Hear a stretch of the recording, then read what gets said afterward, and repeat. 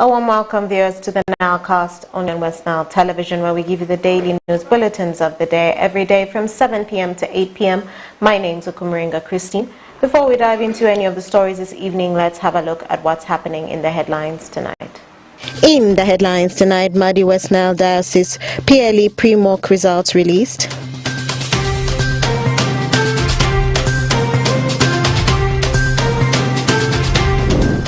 Miracle Center Church remembers contributions of Reverend Pastor Esther Ozele.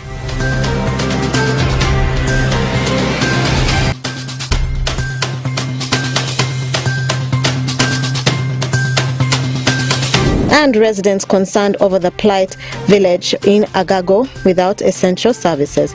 This and more in the Nilecast News Bulletin.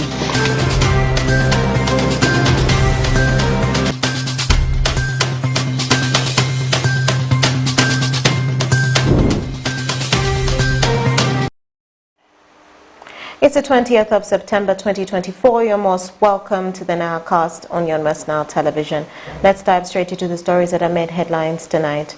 The 2024 Madi West Nile Diocese Primary Living Examinations pre-mock results were released, registering a great improvement in terms of performances of the candidates and the number of candidates registered, more so the number of schools that had participated compared to the 2023 Primary Living Examinations. Take a look. Finally, 2024 Madi and West Nile Diocese PLE pre-mock results are out, and it has registered a great improvement in terms of the performances of the candidates, number of candidates registered, more so the number of schools that have participated compared to 2023 edition. This was revealed at the headquarters of Madi and West Nile Diocese in Arua City at Mvara, in which 115 first graders were recorded. Alio Zakari, Diocesan Education Coordinator for Madi and West Nile Diocese, declares the result for the public.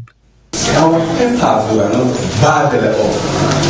We have not taken the list and we have looked at the average. This year we have got 115 first grade. Cathedral gave us 41 candidates in first grade, followed by Marathon. Marata gave 33 candidates in first grade in our home, followed by Vora. Vora got 17 children in first grade, followed by Kerry. Kerry got 8 candidates in first grade, followed by Arua Artidiconary. Arua Artidiconary gave us 5 candidates in first grade. Arua Abbas gave us 3 candidates in first grade. Komoko Artidiconary gave us 3 first grades. Terego gave us 2 first grades. Ariga gave us 2, and the local gave us 1.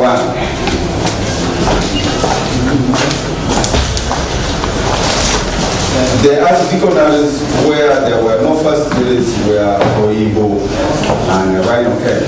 Under Majod, Chairman Formal Education Board, urges the public to uplift the standard of education in the region, which must be spearheaded by the teachers. So, our education levels in Madi West Nile must step up, starting from the primary subsector. And how does it start from the primary subsector? It starts with the teachers themselves. Let us have a good level concentration of the teachers to help our learners to develop levels of concentration. Meanwhile, other stakeholders have shared their views and concerns after the release of PLE pre-mock result. there was a slight improvement, which means our lessons we conducted this year has made a tremendous improvement in this year's performance. I appeal now to all the learners and the teachers to put more effort so that we get more first grades come next year. This one shows to me that we are working for positive improvement. So we hope in the next coming we are going to double this one. Probably we are going to go to 200, 300 plus. It makes our children fail, even our teachers as well fail is, in West Nile in general, we have knowledge. You will agree with me, we have knowledge. But our problem is how do we transform the knowledge we have into assessment so that we're able to compete with the other children, the other side, that is the Kampala. You are aware that our children here, a child who gets second grade, when you compare this child with the other side in Kampala or in West, in those central schools who got 4, our children here will perform better than theirs. It is the 8th edition of Madi and the West Nile Diocese PLE Pre-Mock, in which over 4,000 candidates registered across 117 schools that participated from 12 archdeaconries in Madi and the West Nile Diocese, with the exception of Madi Okolo Archdeaconry. Oraku Benson Pastore, Christine Okumuringa, West Nile Television Nile Cast. Moving on to Greater Nebi region, Muslims in the Greater Nebi region and some parts of the West Nile region on Thursday the 19th of September 2024 laid to rest and paid their last respects to the late Ismail Garang, a veteran politician and former vice chairperson of Nebi district from the years 2000 to 2006, who passed away on the 18th of September 2024 at Nyapea Hospital. Alfred Jawok reports. Muslim believers in Nebi, Pakwach, Zombo and some parts of West Nile region have on Thursday 19th September this year paid their last respect to Ismail Garang, veteran politician and former vice chairperson Nebi district local government from 2000 to 2006.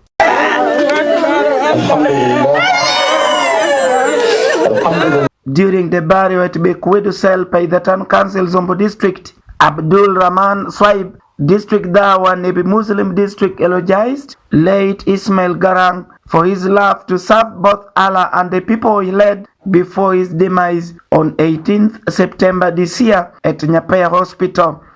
Malaika magamu kuopadano makibeta wa mokoshi ibe paropia wa mufarriqul jamaati man malaika mapoku kindano daro manangi bedu karashe family ashe inongni malaika maisha ebinu egamu kuopa ngati ashe ikindano. Swaib urged other politicians to be God-fearing leaders and emulate the life of Ismail Garang, who served the government with the fear of Allah. Lemen maeni utie betimere pashu ashel maeni wagmira telegamo dakupa lien matino shido domindo matineni ebidegamo jadi maete won pashu mae. He further encouraged the mourners to always be ready as death comes unknowingly. According to Swaib, many leaders do not recognize the value of others, hence fighting them to gain personal interest. Subhanahu wa ta'ala. Ilembe mokoshi maibe timu matinginya ibedu kuluru parotmu subhanahu wa ta'ala man iyubiri to binu gemi to binu gama tobinu gamwa isawa mokoshi ikabidi maitie. In his time of office, Ismail Garang debated heatedly for the creation of Zombo district and initiated various trainings for the Black Angels Sports Club, which in turn empowered the players to perform diligently. He joined politics in 2000 with the Nebi district local government. Among other dignitaries who attended the burial include Honorable Naftali Shamagiu, LC3 Zombotan Council, Honorable Innocent Onika Godfred, LC3 Paidatan Council, Honorable Kakura Emi Kizito, former LC5 Zombo District, among others. Alfred Jawok, West Nile TV, Nile Cast. And more in our stories this evening, the late Reverend Pastor Esther Ozele, a founder of the Miracle Center churches in the West Nile region, passed on the 15th of September 2024 at her home in Goli, Nebi district, and will be laid to rest on Saturday the 21st of September 2024 at the Women Vocational Center in Goli. Take a look. The sudden passing of Reverend Pastor Esther Ozele, the founder of Miracle Center churches in the West Nile region, has left a void in Pentecostal churches. Many believers say Reverend Pastor Esther Ozele was more than a leader, but she was a mother figure in life, guiding her flock with love and wisdom and compassion, inspired countless souls within Miracle Center Church ministry. However, while receiving her body at the Miracle Center Church this morning, Pastor Felix Dai, the chairperson by the United Vision for Christ, an association which brings born-again churches in Paida together, acknowledged the spiritual contributions made by late Reverend Pastor Esther Ozele. According to Pastor Dai, born-again churches should emulate the life of Pastor Esther Ozele. We're among the people who came up with this vision that the churches in Paida must come together. There were a few churches, but now there are over 40 churches in Paida who work so much together. If it is time to celebrate, we celebrate together. If it is time to mourn, we mourn together. And I want to say that today, even as you see people cry, people are not crying because he's lost, but we are crying because we are going to miss her in our midst. Pastor Norbert again wrote, the regional overseer of Miracle Center Churches West Nile region said Reverend Pastor Esther Ozele shaped his faith through counseling and guiding him when he was a youth in the church. We have lost a very, very important person in the person of Pastor Esther Ozele. She was actually the founder of this church, the founder of this ministry, and for the glory of God, we have seen many tremendous work from her in this region, and Miracle Center Ministry actually is a ministry that she started way back in 1996. So today we are just celebrating her life for what God has done. We don't have many things to say, but we only return back the glory to God. Reverend Pastor Esther Ozele died on 15th September this year at her home in Goli, Nebi district. She was a mother to Right Reverend Pons Zelawinju, the Bishop of Nebi Anglican Diocese. She will be laid to rest on Saturday 21st September 2024 at Women Vocational Center, Goli. Alfred Jawok, West Nile TV, Nilecast. And more in our stories. During the budget consultative meeting for the financial year 2025-2026 that took place at Hotel La Confidential in Ara district, from across the different districts in the West Nile region have raised challenges that hinder the better service delivery and strategies that can be laid to address the challenges for better service delivery in the region. Benson Pastore reports. In order to enhance better service delivery across West Nile region, different stakeholders across different districts in West Nile region have raised challenges that hinders better service delivery and best strategies that can be laid to address the challenges for better service delivery in the region. This happened during the budget consultative meeting for financial year of 2025-2026 held at Hotel Le Confidential organized by Ministry of Finance, Planning and Economic Development. Different district leaders across different districts in West Nile region have raised the issues that have become barriers for better service delivery in the region and some key pending gaps, therefore requesting the government of the Republic of Uganda, more especially the sector of Ministry of Finance, Planning and Economic Development to respond to the above issues. He's a liberator. I want to appreciate him. He's a liberator. He liberated by giving us district. So the districts not have tarmac road that will connect us to other districts. And you very emphasize that with the money which will be given, the 1 billion, we should not open roads that are leading to our homes. We must open roads that are connecting us to markets. And if the main road is very poor, and we connect roads that can lead us to the markets, what will be the benefit? We have institutions deep in the villages without the poles. Take our voice as West Nile, we want poles to reach the rural areas which are real rural. We have secondary schools in these rural villages. We have markets in the rural areas. We have health facilities in the rural areas where there are no poles. Let our voice reach. We need poles up to the rural areas. Nile Basin countries are working hard, for which Uganda is part, to revive commercial water transport, and the project is being called VICME. This water transport needs a linkage. The government should speed up the connectivity of railway from Tororo, Gulu, Papach, and then the linkage of our airport in Arua is something that I become very emotional if I don't hear a mention about it, and then I become very emotional if I don't hear the linkage of very good road network along the Nile. You cannot enhance salary after 7 years or 20 years because there is inflation, there is development. These people also must have good money. If parliamentarians who are only sitting and sleeping around the cabinet, how about my people here who are working in poverty in hard-to-reach areas? 500,000, 200,000, 600. What can 200,000 do? How much is in good institution in Uganda? How much are hospitals right now? To pay a bill of a child, even 2 million you may not pay. Therefore, the technical staff to be motivated to work and have the face of Uganda, they must have the right money in their pocket.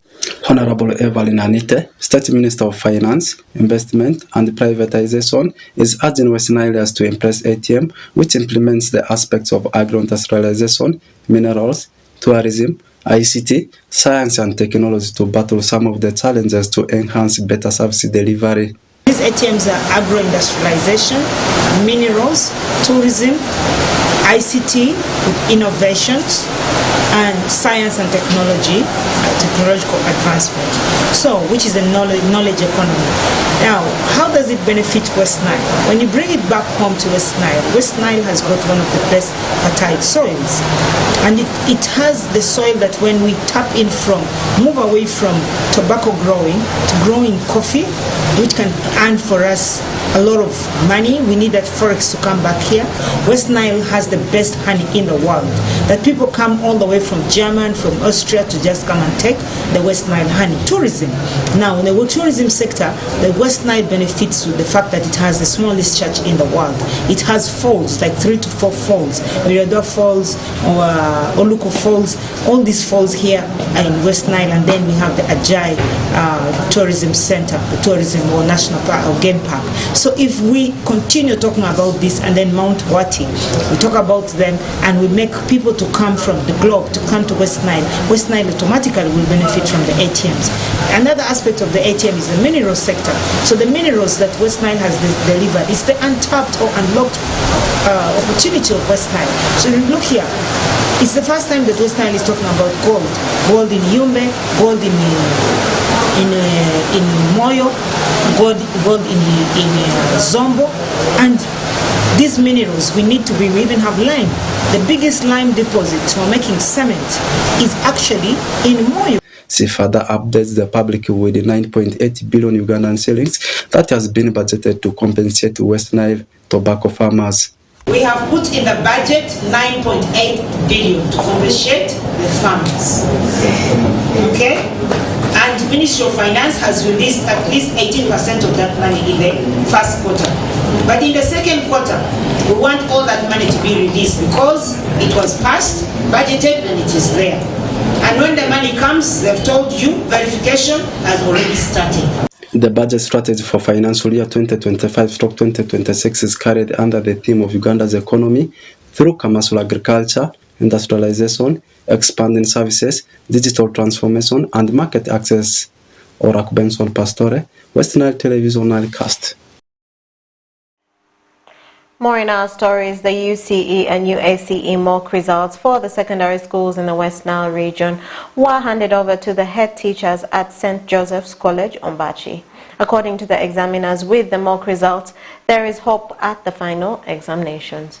Farish Majid reports. Head teachers of different schools in West Nile sub-region yesterday received the mock examinations for their candidates of this year, who sat for the examinations in Senior 4 and Senior 6 classes. This was at St. Joseph's College, Ombachi, where the head teachers turned up in numbers to pick the results for the West Nile Secondary Schools Examination Council, which is a test of the learners ahead of the national examinations. While handing over the results to the head teachers, Charleston John, the secretary for West Nile Secondary Schools Examinations Council, is excited and hopes for better performance at ordinary level under the new competence-based curriculum. Actually, we were impressed. The performance, we were impressed.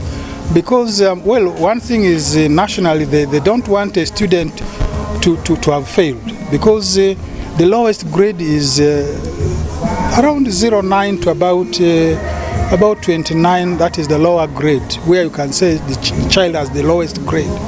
And so there's no room to say this child has failed. And then secondly, when the children are assessed after every topic or theme, and they are assessed in those grades, like including their projects and the like, that is already a reserve of marks in store with UNEB. Dada Daudi, the chairperson academic committee WENSEC, raised concerns over challenge in marking, and since this is a new development, as we talk right now, the teachers were not taken through the scoring procedures, and we thank UNEB. Recently the teachers had been for tooling at various centers countrywide, and with the energy and with the skills that the teachers have gone through now, I want to inform the public that these test takers in the region can ably improve these results greatly. Mundugam Zamil, the Vice Chairperson Association of Secondary Schools Head Teachers of Uganda West Nile Region, rallied the teachers who got trained by UNEB recently on how assessment of learners under the new curriculum is conducted to share the knowledge with the rest of the colleagues. Just as we are marking here, UNEB also called some examiners for retooling. I want to appeal to this committee to identify all those examiners that were retooled and create a database for them, so that we should be able to share the same ideas with the rest of our teachers. In other words, I'm requesting that these examiners should link up with the rest of the teachers and train them. Raymond Ombere, the Principal Education Officer of Arua City, expressed concern about failure of the region to produce learners on government sponsorship at higher institutions of learning. The regional chair has already said what I have been saying every day, that it is a shame for us as West Nile that we cannot contribute learners to benefit from government sponsorship on the merit list. We need to sing this in the ears of our teachers, in the ears of our learners, and in the ears of people who matter, that as West Nile, we need that portion of the national cake which people are getting through their brain.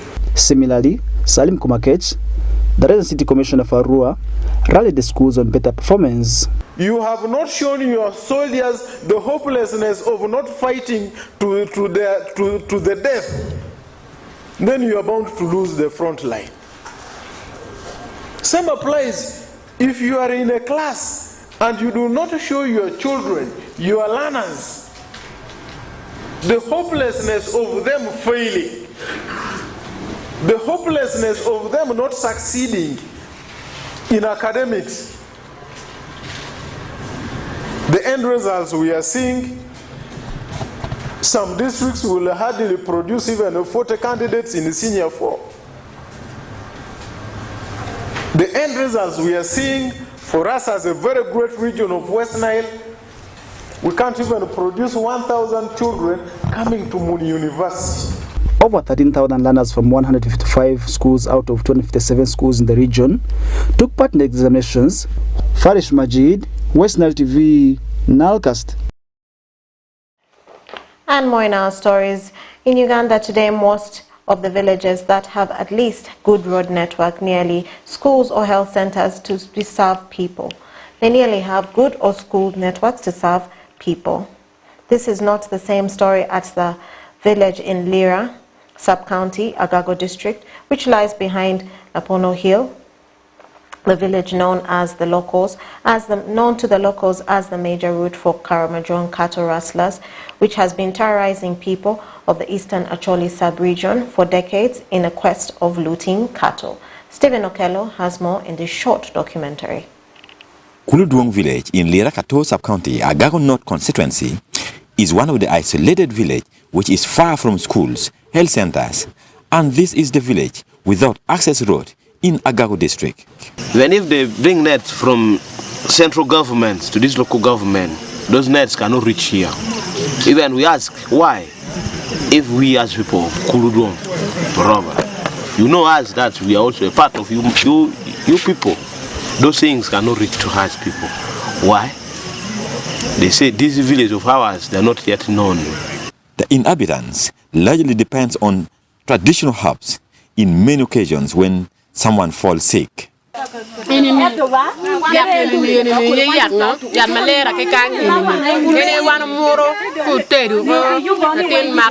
to the villagers, shortcut to the nearby L Center 3 at Lirakato sub-county headquarters is approximately 20 kilometers, but one must go through the rock Lapono Hill and about 40 kilometers on a fairly flat road on motorcycles.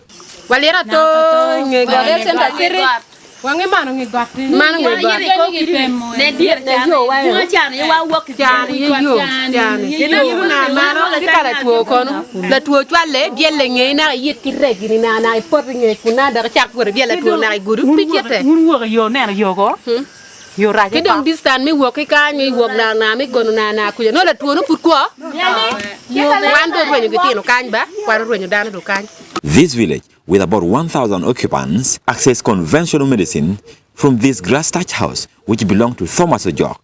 Thomas came to the village to raise his school fees after he lost his parents while he was at a clinical school in Gulu city. I came here just to dig and get at least something to go to school as a nurse. So when I went to school, I came here, I dug like for 2 years. I saw how these people of this village were suffering. And the Kuluduong, in the actual sense, it has more than 1,000 population. So I saw how children were dying. I saw how these villagers were suffering medically. And I decided to come in as a medical personnel because, you know, as nurses, they fear staying in the bush. So as me, as somebody who is used to this environment, I thought of really rescuing the whole population of Kuluduong. Thomas says he does his best, and in most cases he got incapacitated. Given his knowledge, he referred them to the nearby government medical facility. And I thought of really establishing at least a first aid facility in this place, of which now these people call it a clinic, but in the actual sense it is not. They are now taking it as a health center, but it is a first aid facility just. So as me, I contributed much as far as medical department is concerned, because I give pre-referral treatment, I give first aid facilities, of which things like malaria treatment, I can do it, and other conditions that I can manage within the place. So I greatly declined the death rate of the place. According to George Okot, the chairman Kuluduong B village, many has lost their life in the quest to look for a better health services. The people dying seriously. For instance, last year, theoretically, the malaria shoot somebody. We carry, he died to that hill there. That big man, they died there because there's no drug, there's nowhere they're selling drugs. So that is our problem. So we're lacking drugs, we're lacking health center, all those things we need. Lack of school in the area has interrupted the future of many young girls and boys living in this village, leading to a high rate of teenage pregnancy. Here we have no schools. Also we raise, when these people they are on the campaign, we raise to them and we give them our concern that we need school here. They said, we are going to, if you elect me also, I will bring for you a school. The term is now ending, no school. This has made some of the villagers to lose trust not only in their leaders, but also to participate in the upcoming electoral processes, saying year in, year out, they are electing leaders who are not representing them at all. The most important thing that the community of Kuldrong needs is whoever comes and open for us the road, that person will remain in power forever. Because he will be the only person who will be taking care, who minds about the community. Today, they have the luckiest day when both of the district and the member of parliament drove through the pathway to come and meet them. And they are summarizing their situations in a drama play.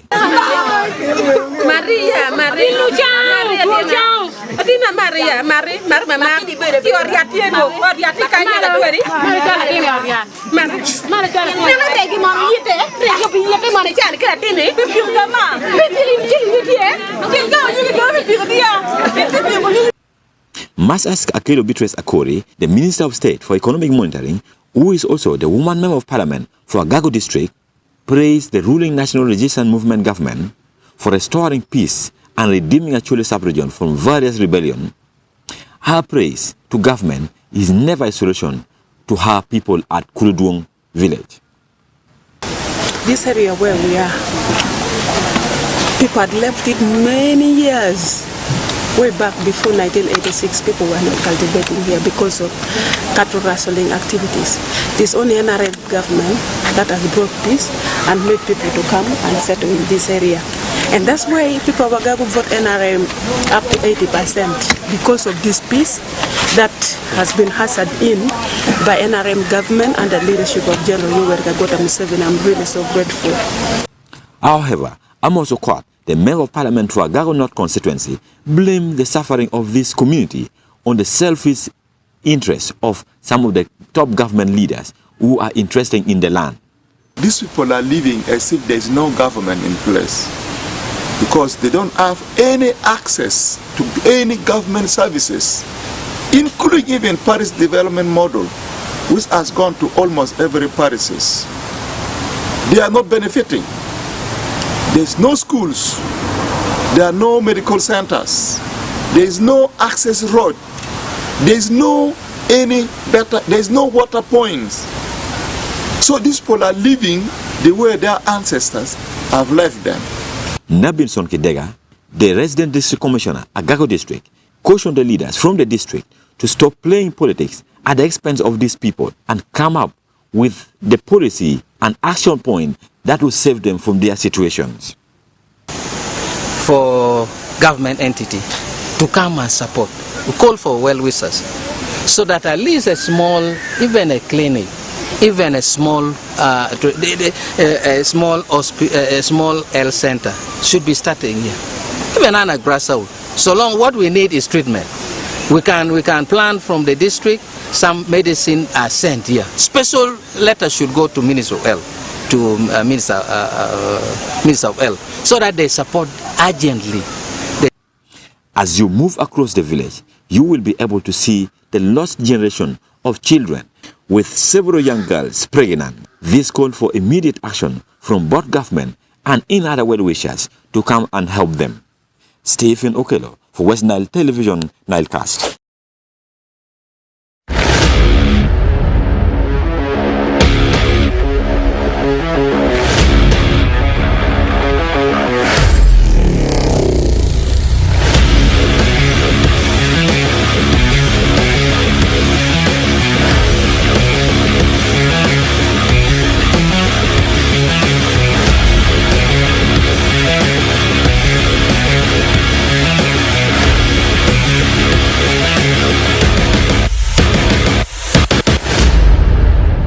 has come for Nile Sports. My name is Oraku Benson Pastore. This is West Nile Television, and every time when you see me coming for Nile Sports, know that it is under the biggest umbrella. I am talking about the whole of Nilecast News. I can confirm to you the European night has already come to an end. I mean the one for this week, and we are getting into weekend whereby domestic leagues are bouncing back, and at the same time sometimes Uganda Premier League continuing. And today we had so many games on the card, and also a very big move has happened on the side of that case here. What you want to do is don't move away from your screen, just stay locked. I can confirm to you also Spanish Primera Division is also bouncing back, and Anthony Martial has officially got a new club for himself. Let's start it within the country of Uganda. We are discussing sports. As I had said earlier on, StarTimes Uganda Premier League continues, and today we had games on the card which all started at 4 p.m. East African time. As I speak right now, the results are here in front of me, with the Soltino Bright Stars being edged at home in Jinja by URA by a goal to nil. It is the first win for the team of URA because they lost the open game into the hands of KCA. Meanwhile, for KCA, Bulu managed to come back from the draw they had at the open of the season, as they had to hold us KCA into a 1-1 draw. For Wakiso Giants, they had a 3-2 narrow win over the team of Maroons. And the only game without a single goal was between Police and the team of Mbara City, which ended in a barren draw. Then yesterday games were also played, with the NEC traveling away to Hoima, edging out Chitara by 2-1. Meanwhile, for UPDF, they had a narrow 1-0 win over the team of Lugazin. Then tomorrow, one fixture shall be on the card, with the newly promoted side Mbale Heroes welcoming the side called Sports Club Villa, and this game will be at Mbale Municipal Center.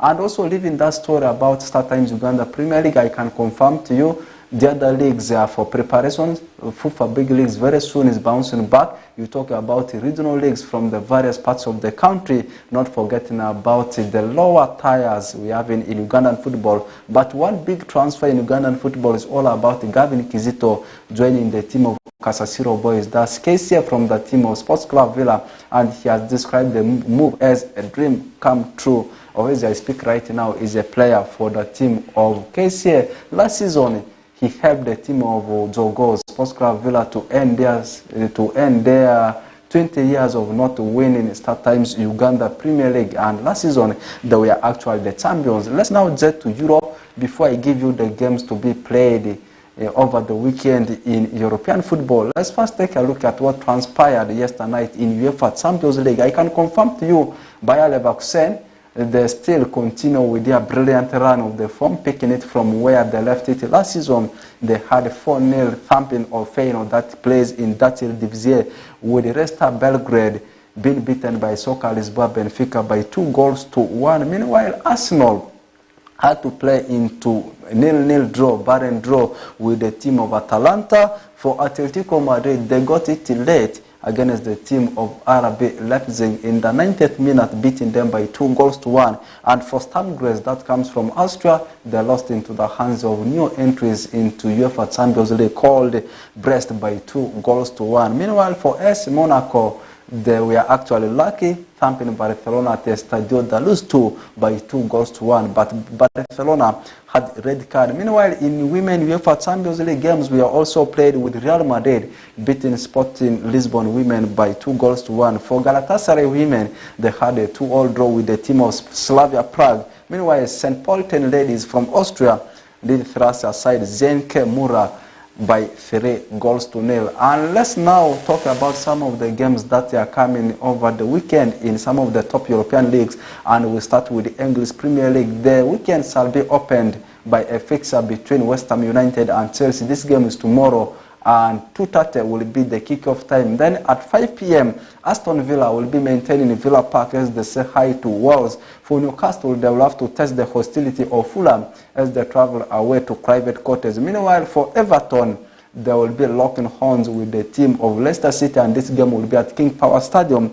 For Southampton, they will be staying at St. Mary's Stadium, welcoming their brothers called Ipswich Town. What about Liverpool? They'll be looking forward to bounce back from the defeat they had into the hands of Nottingham Forest as they stay at Anfield to take on the team of Bournemouth. For Brentford, they will be taking a trip away to Tottenham, and this is a London derby. And the last game to be played tomorrow will be at 7:30 with Manchester United set to travel away to Crystal Palace. Meanwhile, the biggest game over the weekend in English Premier League will be on Sunday with Arsenal taking on Manchester City. But before, this game will be at 6:30, but before that, at 4 p.m., Nottingham Forest will be taking a trip away to Brighton and Hove Albion at Amex Stadium. And then a big game tomorrow in Italian Serie A, with Juventus staying at home to take on the team of Napoli. And 1 or 2 stories before I leave the studios. As I had said earlier on when I was giving the highlights of the discussion, Anton Martial has officially signed for Greek Super League club called AK Athens after leaving Manchester United, and this one came after the expiration of his contract. He joined Manchester United way back in 2015. It was at a fee of £36 million from a French League One based club called AS Monaco, and scoring 90 goals for Manchester United in over 300 appearances, and officially is a player for the team of AK Athens. Right now, the team is leading the table in Greek Super League. 4 games played, winning 3 with a draw. Let's close the book there, and we'll link up again tomorrow.